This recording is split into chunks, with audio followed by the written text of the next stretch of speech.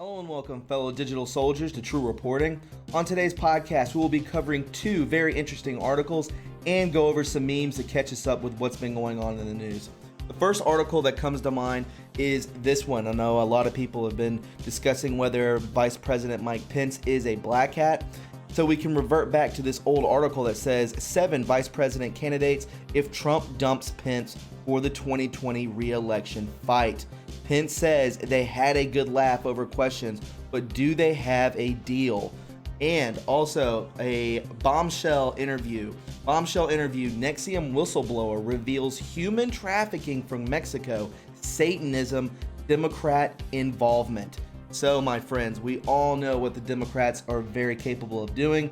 They've led us down many a rabbit hole. But before we get into any of this, my friends, would you please welcome my new sponsor, Virtual Shield VPN. Hey guys, Thomas from True Reporting here.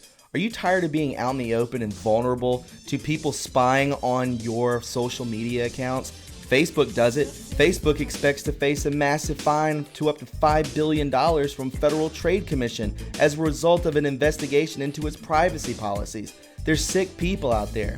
We shouldn't have to fear this, and one way to fight back is using Virtual Shield VPN to simply block your IP address. I do it every single day when I turn on my computer because I don't want anyone looking into what I'm doing. It's none of their business. Virtual Shield is my VPN of choice because it is the easiest and fastest VPN to use. Plus, they will never sell or share your data to anyone else. Stop trusting free big data sites. Use a VPN and fight back. I do every day. And as a result of this month of May, Virtual Shield is offering a Memorial Day special of 30% off all VPN plans and all premium add-ons, including Protection Plus, residential access, monthly maintenance, phone support, and VIP performance plans for as low as $3 per month. Sign up for free, that's right, free 30-day trial to Virtual Shield VPN and see what the hype is about. I would not steer you in the wrong direction, friends. Be smart about your privacy, guys, and choose Virtual Shield VPN.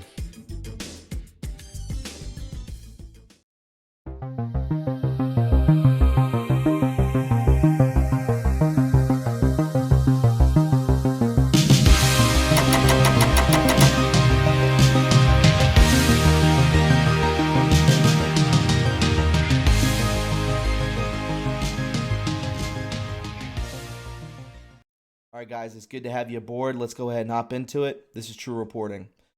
So I found this article and I wanted to share it with you because of the speculation on Vice President Mike Pence and where he stands with the American people. I know a lot of people are questioning him, me being one of those people.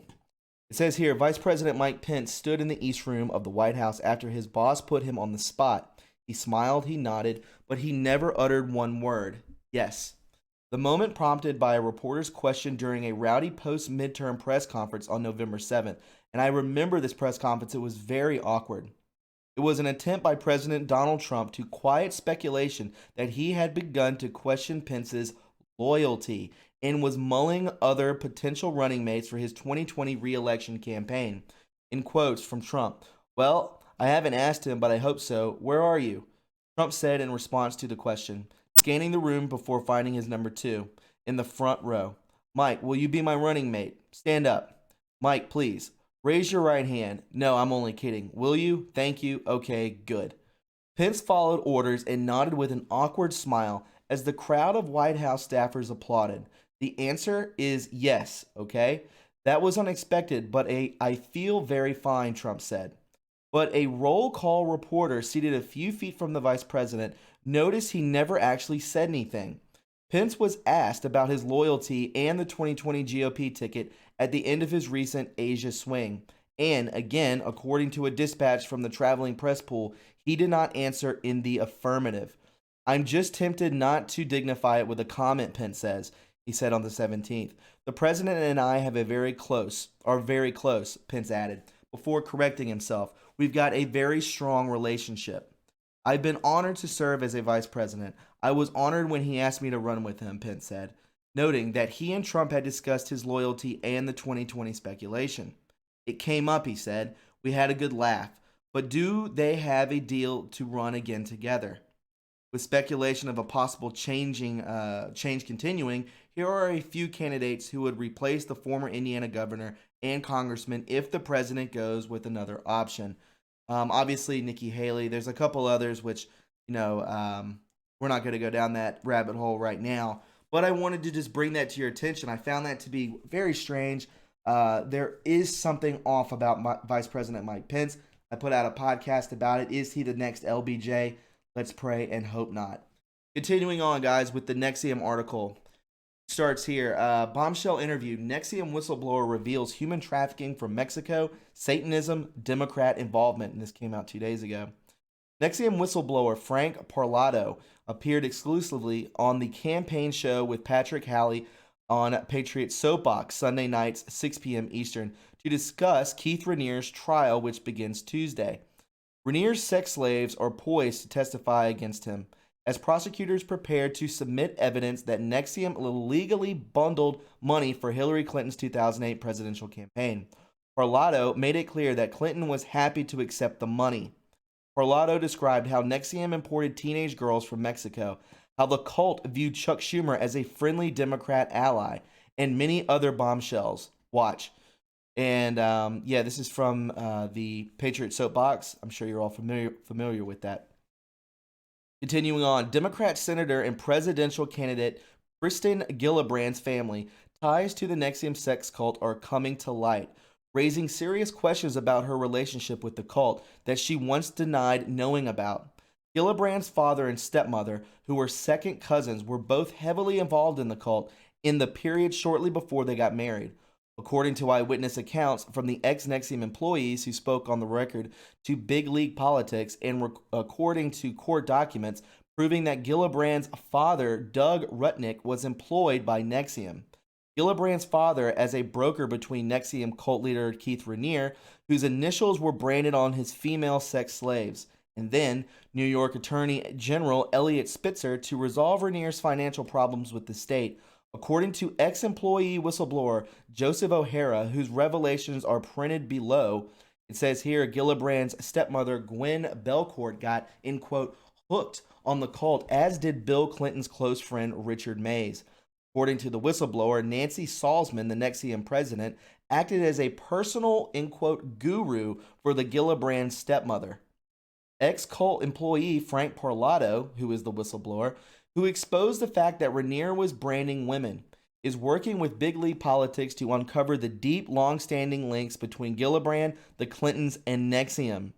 In quote, the very first time I ever met Gillibrand, she was at an event for Hillary Clinton in the Hall of Springs in the state park. This was in 2006. I was at a table with a Russian friend and Mike Ruhan and his wife. I was on the Democrat committee at the time and was given 2 comp tickets. Gillibrand came up to me and introduced herself and said that she was running against John Sweeney. This was before all the stories of his drunken behavior came out. He was still congressman and was kicking ass at the time. I promised my support and wished her well. Then I commented to Mike that with her baby voice and demeanor that she was a lightweight. Boy, was I wrong. But the kicker was when the mixing was over and Clinton went to speak. Gillibrand sat with one of the front tables. Yeah, the 3 front VIP tables were all bought by NXIVM, and she was sitting with Nancy Salzman. You can't quote me on that, said witness John Tigg in a statement provided by Big League Politics. Nancy Salzman has pleaded guilty to racketeering conspiracy, while her daughter Lauren Salzman admitted to enslaving a woman, stating in court, I knowingly and intentionally harbored Jane Doe for a woman whose identity is known to me in a room in the home in the Northern District of New York, and threatened to deport Jane Doe back to Mexico if she did not complete labor requests by myself and others. Joseph O'Hara tells Big League Politics his NXIVM story. Joseph O'Hara was living in Saratoga Springs at the time, and a woman he met socially called him up out of the blue and asked him to meet with leaders of NXIVM. I agreed to meet with him. We met the very next day. We had coffee, and that's when I was introduced to Nancy Salzman, the president of NXIVM, and she described to me the various problems they were having. O'Hara said, referring to lawsuits, public relation issues, and governmental issues stemming from trying to get a building permit for a NXIVM center. I said, give me a day or two, O'Hara said. After I thought about it, I wrote back to them and I said, I don't think there was anything I can do personally, but I can play center fielder and pull in people you need. I think you need a bigger law firm on this. Yes, I can get you a PR firm that can come in and help you. That's what I proposed to them, that I would be a middleman.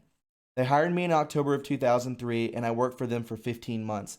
At the end of the 2004, a variety of issues had come up, and I resigned. O'Hara, whose official title was, in quote, consultant, said he met primarily with Keith Rainier and with the bookkeeper, Kathy Russell, and legal liaison, Kristen Keefe. O'Hara remembers Rainier vividly. I thought he was a little strange. He was an odd fellow. Before I met him, I had been told a lot about him. I guess when I met him, I was a little underwhelmed, O'Hara said, referring to a tall tale about how Rainier supposedly tied a record in the 100-yard dash. Rainier held volleyball games with the women in his cult, but O'Hara did not attend. Kristen Gillibrand's father, Doug Rutnick, acted as a broker between NXIVM and then Attorney General Eliot Spitzer. I had known Doug Rutnick for a number of years. He was one of the people I thought of immediately for a couple of the problems that he, Rainier, had, O'Hara said, including the fact that Rainier agreed to pay a certain amount of money to New York State stemming from the bankruptcy of his previous venture, Consumers Byline. In quote, Keith never made the payments. I think it was around $45,000 or $50,000. I contacted Doug and explained to him the situation. Doug could be the broker between Keith and the Attorney General, O'Hara said. The Attorney General was then Eliot Spitzer. Doug and I, Nancy and Keith, had lunch at a little club. Keith came in and looked like a young middle-aged business exec. Doug said, let's check this out a little further. O'Hara remembers. NXIVM was trying to get a license for a school. Gross. The meeting occurred at the Fort Orange Club in Albany in 2004, according to O'Hara. O'Hara hired a third-party attorney in Albany to take a 5-day executive course at NXIVM. The attorney expressed concern about the group potentially not paying taxes and living off the grid. Doug Rutnick's second cousin, Gillibrand's future stepmother, got very involved. Doug said, I know somebody else I could send in. It's his cousin, Gwen Belcourt. She comes back with rave reviews and Doug gets hired. Keith comes up with the money and pays off the attorney general. Thus, Gillibrand's father acted as the broker between NXIVM and the Attorney General, Eliot Spitzer, after Gillibrand's future stepmother, Gwen Belcourt, gave NXIVM her full seal of approval. Again, this is huge. I'll read it one more time. Thus, Gillibrand's father acted as the broker between NXIVM and the Attorney General, Eliot Spitzer, after Gillibrand's future stepmother, Gwen Belcourt, gave NXIVM her full seal of approval. Doug was the one. I don't know who he talked to, but he was the one who got the okay for NXIVM, sent Doug the check, and it was expressly to resolve the issue over Consumers Byline. And then the issue went away. Wow. Gwen and I met. Doug said, let's have Gwen go in and take a week-long course. She went in and she wrote up a report, and it was extremely positive. No issues with the schooling, no issues with the curriculum at the NXIVM Center, O'Hara recalled. He told me this is my second cousin, Gwen. She was engaged at the time. She was a lawyer, someone Doug trusted. Things were happening, one right after the other. Gwen comes in, she writes the report, and Doug is doing work for them. Meanwhile, Gwen does her thing, and she starts taking more classes on her own. We paid for the one class she took. At some point, Doug says, this is getting a little weird with Gwen. He said she broke off her engagement because Nancy told her she needed to rethink her life. Nancy Salzman became Gwen's personal guru. Gross. She wanted to bring Gwen in as a full-time in-house counsel. In quote, I know that she was taking a lot of classes at NXIVM, O'Hara said of Gwen Belcourt. NXIVM initiates a lawsuit against me and Doug, and Gwen is involved in the NXIVM at that point. Doug goes in like a rescue mission. He finally convinces her what's going on there, and she leaves NXIVM. The next thing I know, all of a sudden, he said, Gwen and I are dating now, shortly after they are engaged. For several years, I saw them after they were married, O'Hara said, noting that the couple was no longer in the cult. Clinton's friend Richard Mays and Gillibrand's stepmother, Gwen Belcourt, both got hooked on the cult. I had done work down in Arkansas, and I had met with Richard Mays down there. He had great connections with Governor Clinton. His lieutenant governor Tucker became governor, and I was trying to get in to make a presentation to the governor. Richard got me the meeting. He got me the meeting with Jim Guy Tucker, O'Hara said. One of the other problems Keith had, he had an unpaid bill in Arkansas, and he wanted to get exoneration in Arkansas, so he brought Richard Mays in, and he got involved. Richard Mays started taking classes and got his daughter taking classes at NXIVM. There were people who got hooked on it. Richard Mays was gone. Gwen Belcourt was another, O'Hara said. I had created this monster. O'Hara said that he uncovered Rainier evading taxes and illegally obtaining private investigator information on his enemies, which led him to quit. NXIVM then waged lawfare against him. They destroyed me. I had created this monster. They didn't know how to get political consultants. They didn't know how to hire former Senator D'Amato. They didn't know how to hire Richard Mays out of Arkansas, best friends with the Clintons. They had all these people in their arsenal, and then they destroyed me in the short order, O'Hara said. Rainier once admitted in a videotape pulled from the internet, I am just a demon. Proof Rudnick worked for NXIVM. Former NXIVM employee Frank Parlato provided Big League Politics with copies of the court documents in NXIVM's suit against Rudnick, which proves Rudnick's employment by the group. It validates a lot, guys, so this may not be bullcrap. I worked as a publicist, Frank Parlato said, and told Big League Politics. We ran into a major disagreement and we split. At the time I worked for them, I thought they were a little peculiar, but it wasn't until the end I realized they were a downright evil group. There were women on the record who are now adults who have accused Rainier of statutory rape, and there were some very suspicious incidents where Mexican girls came under the perimeters of Rainier's control and left under suspicious circumstances.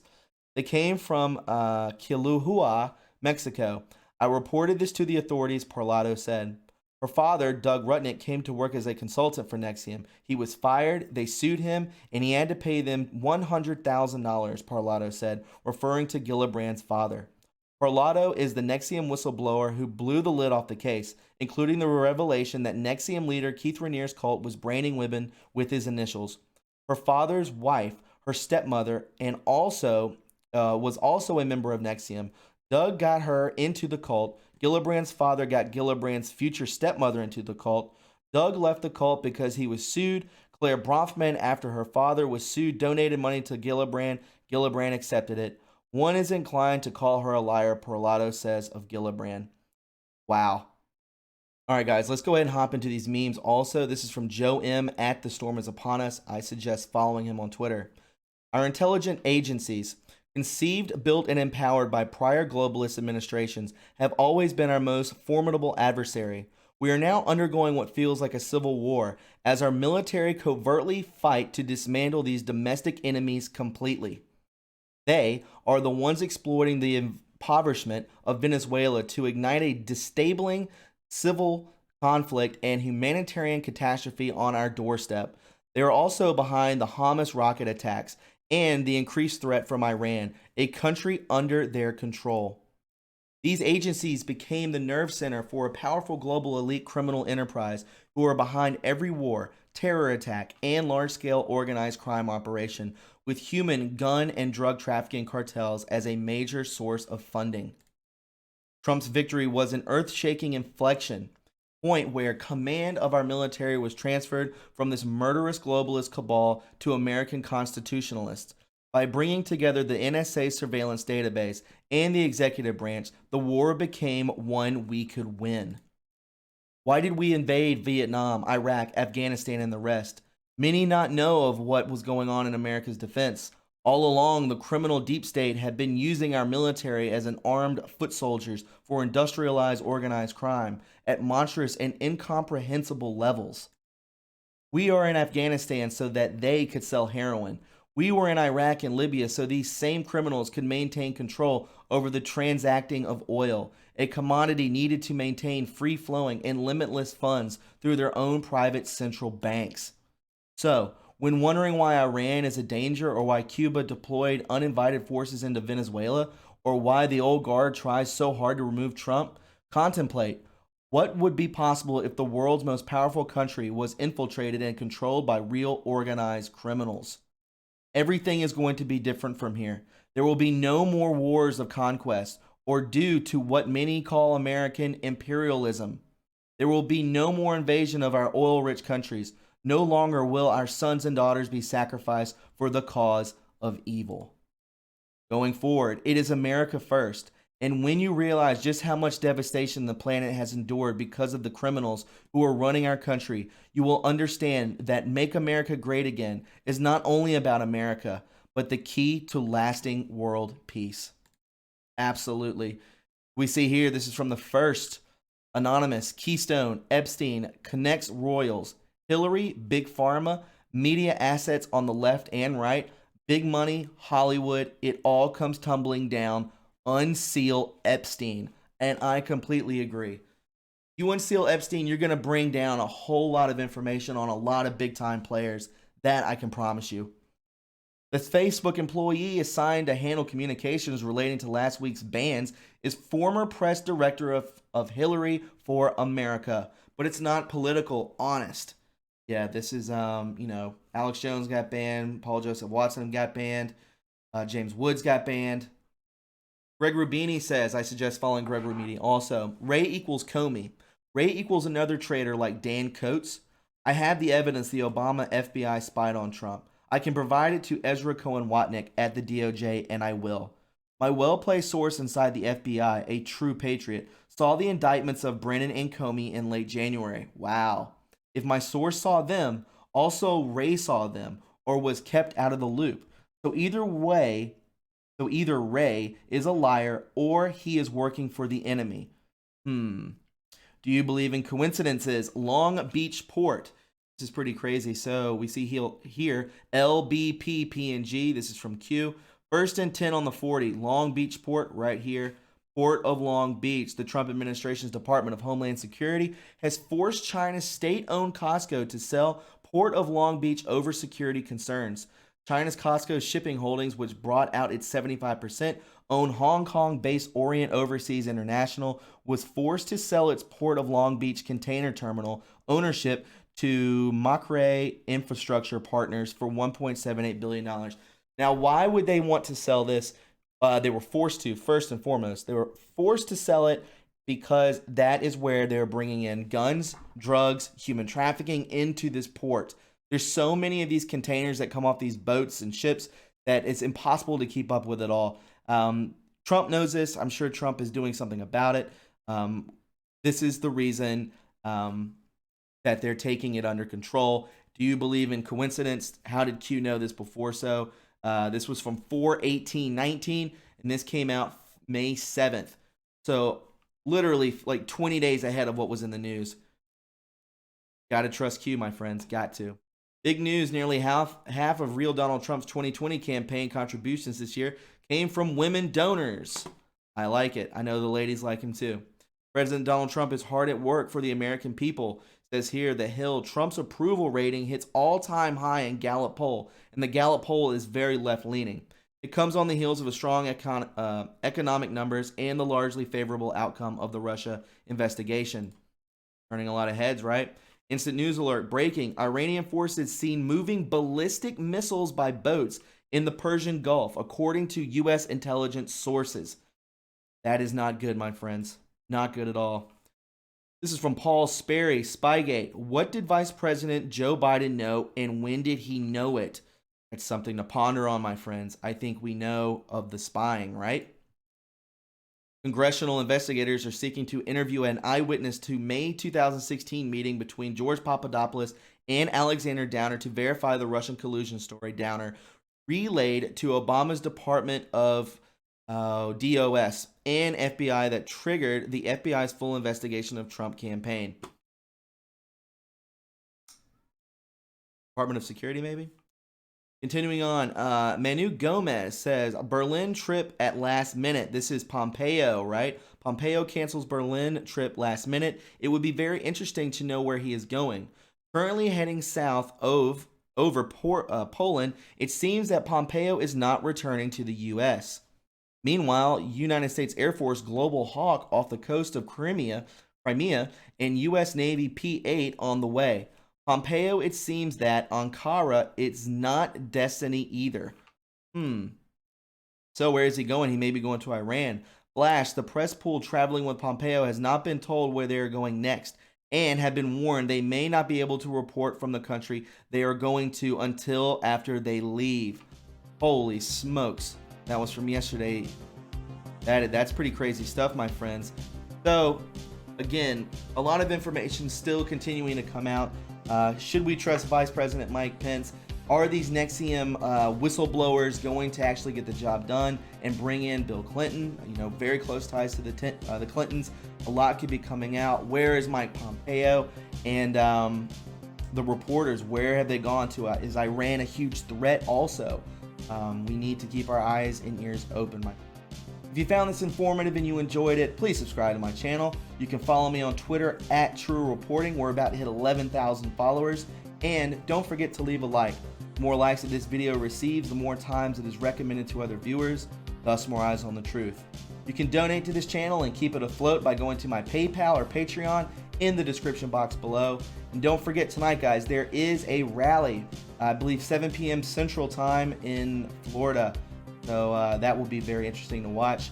And we may do a live stream tonight depending on how late the rally runs. My friends, please be kind and loving to one another, and I hope you have a wonderful evening. Bye.